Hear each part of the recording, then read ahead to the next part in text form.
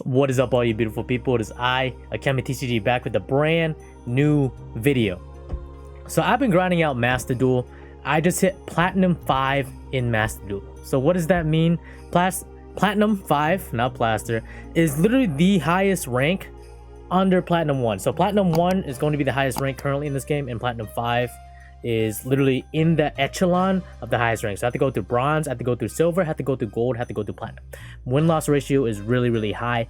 And I just want to let you guys know the small tidbit things that I've picked up that I've noticed a lot of people are doing in ranked or just dueling in general that could be gigantic mistakes. So whether you're new to the game, whether you are a seasoned veteran, whether you play Duel Links, whether you just played at your grandpa's card shop when you were a kid, I have 3 tips for you that I guarantee if you implement them in your gameplay, in your Master Duel deck, in solo queue, in rank, doesn't matter, you will get more wins, 100%.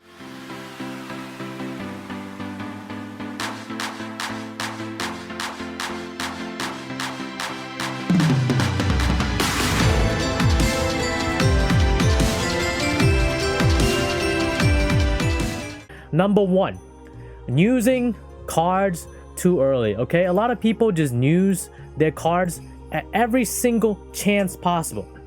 They have a trap card, for example, Trap Hole.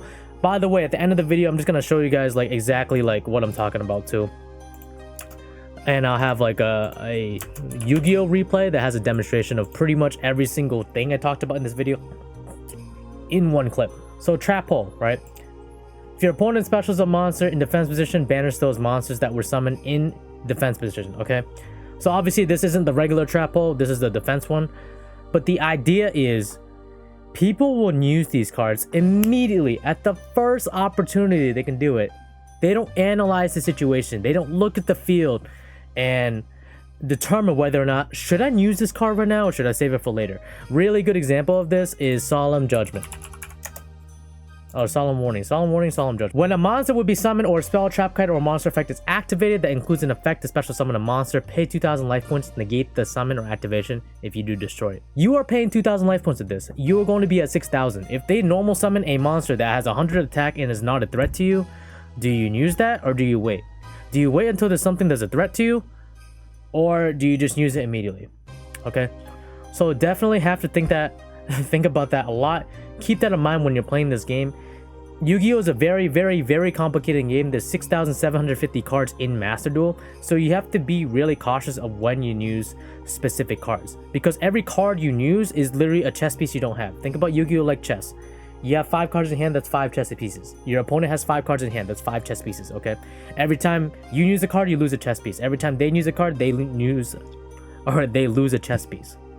Ideally, you want to be ahead in chess pieces, but at the same time, keeping track of life, keeping track of how many cards you have in the field, etc. So don't just use cards too early. Think about cards like Solemn Warning, Hand Traps, Ash Blossom, even quick play spells like Mystical Space Typhoon. You don't want to just be using them early. There's different applications, and when is the optimal times you can use these cards. Next is number 2, not reading cards, okay? A lot of these cards have a lot of text. I'm sorry if you're new to the game or you're old school, especially if you're old school. It might be a little bit worse. If you're old school, then you're like, oh man, back in my day, all the cards used to only have 2 lines of text maximum on it. But now every single card in the game, compare this. Mystical Space Typhoon's a wicked old card. Target 1 spell, trap card on the field, destroy it, right? And then you have cards like Fractal. Look at this. I understand it's a lot of reading. But if you really want to get into the game, if you want to break through the meta, you have to literally read all the cards your opponent plays and make sure you check them. Check them on the hand. No, not the hand. Check them on the field, check them in the graveyard, check them in the banish pile. Alright, a lot of cards nowadays have effects when they're in the graveyard, so you have to be really cautious, really be mindful before you make a play. Look at what your opponent has, look at what their options are, and act accordingly. If they have stuff in the graveyard that can activate and you don't know about it, that can screw you over. So be really careful. And I know I just told you guys to read, but it's part of the game. If you want to climb the ranks with more card knowledge, you just have better and better chances of winning. When you play chess, you know exactly what the pieces do. So why not get the upper hand and know what their pieces do? Why not get the upper hand and know exactly how your opponent's deck works? By reading the cards. That's all you gotta do. And last but not least, number 3 is just playing suboptimal cards. So this isn't like Duel Links or real life Yu-Gi-Oh where you have to literally pay an arm and a leg to play the game. This game is completely free to play if you're building just 1 or 2 decks. And I built this deck. I'm in Platinum. And I've been using this deck free to play. I've not spent a single dime. Okay, if you want proof, you think I'm lying, guys. Record of gems attained, right? It literally says I have 0 paid gems. I have not spent a single dime on this game. Okay. So playing suboptimal cards.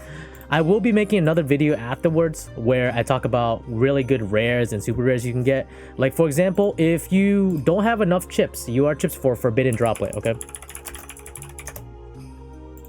Right? Forbidden Droplet, okay? Phenomenal card, right? Then you can play Forbidden Chalice.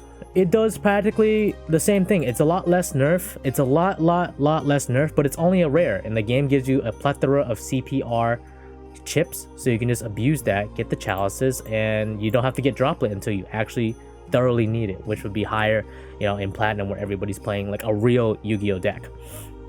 So it's stuff like that. I'll be making a video about that a little bit more afterwards, but there's a lot of games or a lot of cards in this game, and obviously it's not optimal to just read all of them, especially you new. So I'll be making a new video talking about some really good rares, super rares, and commons you can be playing if you don't want to use, you know, your gems on the UR.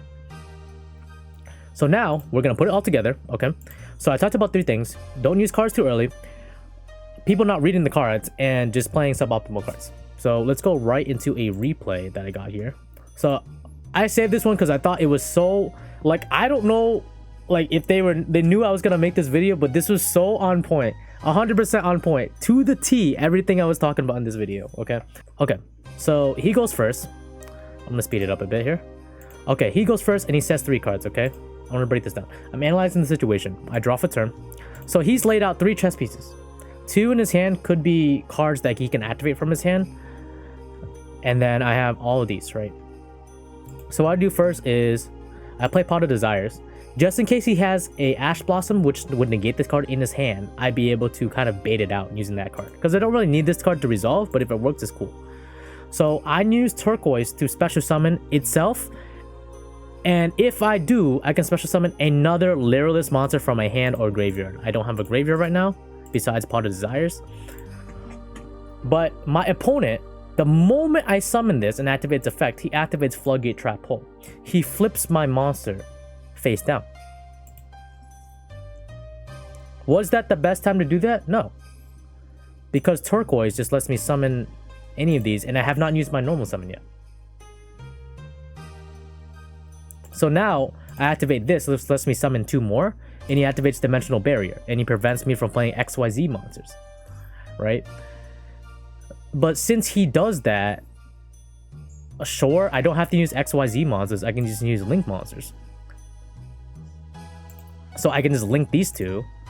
So I can't use XC monsters for the rest of the turn, but I can keep playing with that. And then he plays Bottomless Trap Hole. So literally, he shotgunned it. Every single opportunity he had, I wish I could rewind in this. Every single opportunity he had, the first monster I summoned, he just flipped it face down. The second monster I summoned, he's like, okay, no Exceed summons. The third monster I summoned, okay, this is gone, right? And now he's stuck because A, I did not normal summon yet, so I can keep going. And B, I have Nervo out, so I can just keep Link summoning. So how I would have played that is, first let me summon 2 monsters, okay?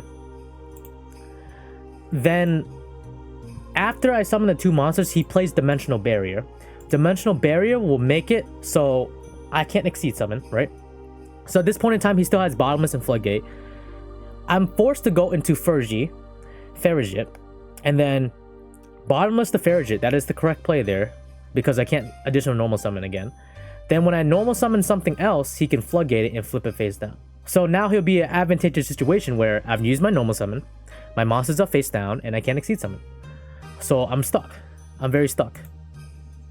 But because he just shotgunned everything, this is the result. So now I have an established field with a whole bunch of chess pieces, and my opponent literally just laid all their chips on the table with the 3 spells and traps. And afterwards, what happens is he just kind of loses here because can't really do much with only these 3. All right, so anyways, hope y'all enjoyed the video. Hope you actually learned something from this. I know Yu-Gi-Oh is a really complicated game, and I want to try to ease you guys into it. Like, these are just the 3 major things, but afterwards I'm going to try to make it so it's very beginner friendly, especially if you're transitioning from Duel Links to Master Duel. It's a really huge jump. And the real Yu-Gi-Oh is honestly, it's pretty scary, the amount of reading and stuff you got to do, but once you actually get through it, it's really rewarding. And again, I'm 100% confident that you will improve your win rates if you implement every single thing I just said today, all 3 things. I am AkemiTCG. If you liked it, make sure to drop a like, comment, subscribe. I'll see you guys next time. The world ends now.